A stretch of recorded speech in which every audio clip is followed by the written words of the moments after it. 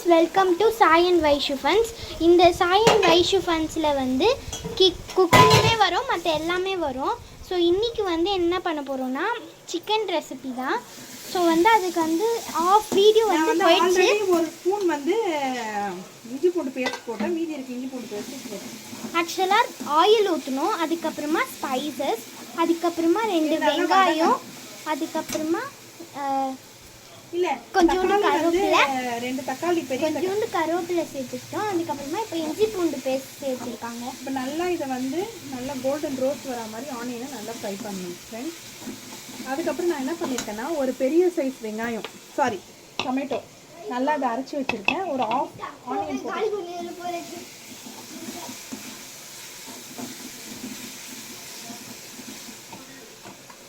இப்போ அந்த விழுது அரைச்சி இருக்கும் பார்த்தீங்கன்னா, அந்த விழுதை போட்டு நல்லா.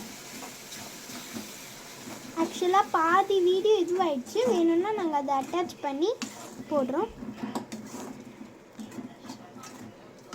இப்போ இது வந்து நல்லா வேகணும், எண்ணெய் பிரிஞ்சு வர அளவுக்கு.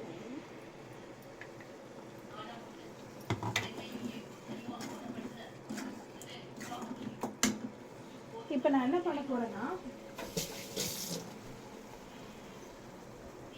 இதுல எண்ணெய் பிரிஞ்சு வரும்போது ஒரு ஸ்பூன் அளவுக்கு ரெட் சில்லி, காஷ்மீரி சில்லி கொஞ்சமா போட்டுட்டேன். காரம் அதிகமா இருக்கு. சக்தி பிராண்ட், ஆமா, நான் எப்பவுமே சக்தி பிராண்ட் தான் சேர்ப்பேன். அதுக்கப்புறம் சக்தியோட சிக்கன் மசாலா, இது வந்து கொஞ்சம் நல்ல ஃப்ளேவரை வந்து என்ஹான்ஸ் பண்ணி காட்டும், நல்லாவும் இருக்கும் டேஸ்ட்.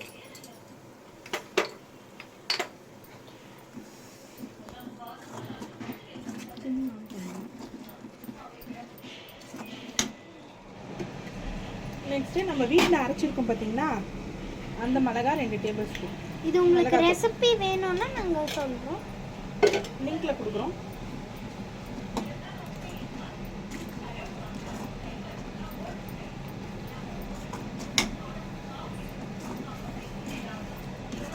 இதோட கலர் நல்லா வந்திருக்கு.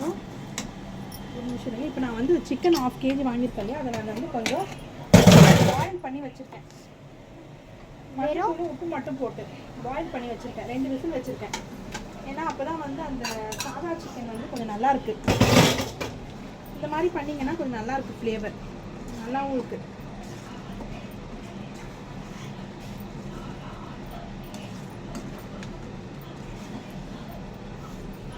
இப்போ இந்த கிரேவி பதத்துக்கு பண்ணலாம்.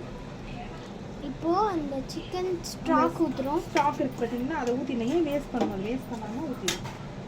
உங்களுக்கு வேண்டிய அளவுக்கு ஊற்றிக்கோங்க.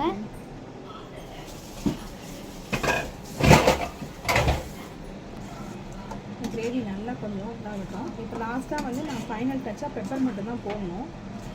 பெப்பர் வந்து கொஞ்சம்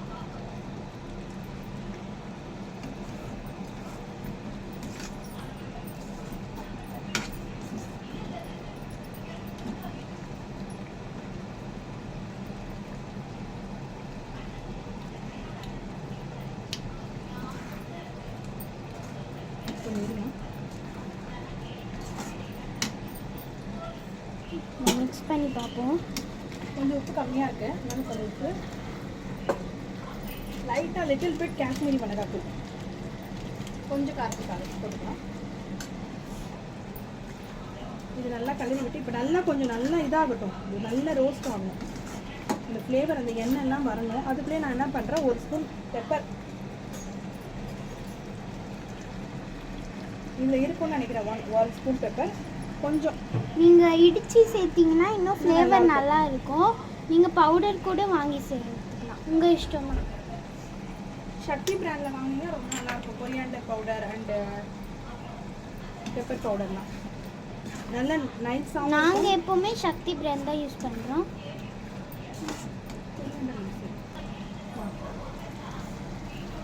இப்போ நல்லா கொதிச்சிட்ருக்கு சிக்கன் கிரேவி. இப்போ வந்து கொஞ்சமாக கொரியாண்டர் கழுவி நல்லா கட் பண்ணி வச்சுக்கோங்க. குட்டியாக சாப் பண்ணிக்கலாம். இது பாருங்க, செம்மையாக இருக்கா பார்க்க. இந்த கேமரா கொஞ்சம் லைட்டாக தான் இருக்கும், ஆனால் கலர் உண்மையில் பார்க்க நல்லா பிரைட்டாக இருக்குது.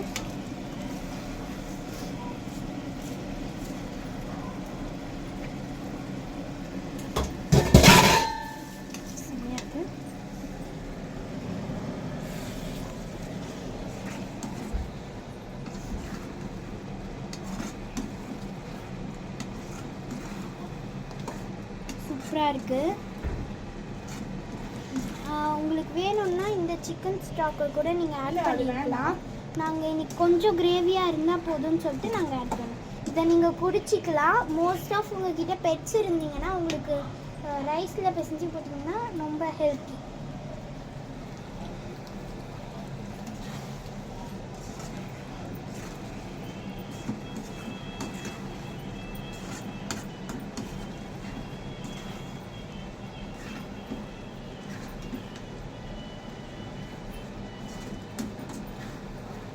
ரெடி ஆயிடுச்சு.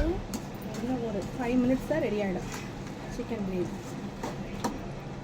இப்போது கொஞ்சமாக கொரியாண்டர் சேர்த்துக்கலாம்.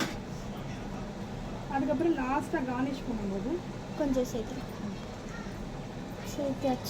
இப்போ பாருங்கள் அந்த எண்ணெய் ஆல்ரெடி சிக்கன் வந்து பாயில் பண்ணியிருக்காங்க, அதனால சீக்கிரமாக ஆகிடும் வேலை. ஒரு 2 விசில் போட்டிங்கன்னா உங்களுக்கு இது சாதா சிக்கன் தானே, ஈஸியாக வந்து சீக்கிரமாக வேலையே முடிஞ்சிடும். உங்களுக்கு அந்த ரா ஸ்மெல்லும் வராது, இந்த சிக்கனில் வராது. அதுவும் இல்லாமல் குக்கிங்கும் ஈஸியாக முடிச்சிடும். நீங்கள் விசில் போட்டு வேறு எதனா ஒர்க் கூட பார்த்துட்டிங்கன்னா நல்லாயிருக்கும். பாருங்கள் எப்படி இருக்குன்னு. வாவ், சூப்பராக இருக்கு. உங்களுக்கு இப்போ தெரியும்னு நினைக்கிறேன். இந்த ஆவி வர்றதுனால கொஞ்சம் இதுவாகுது, டிஸ்டர்பன்ஸ்.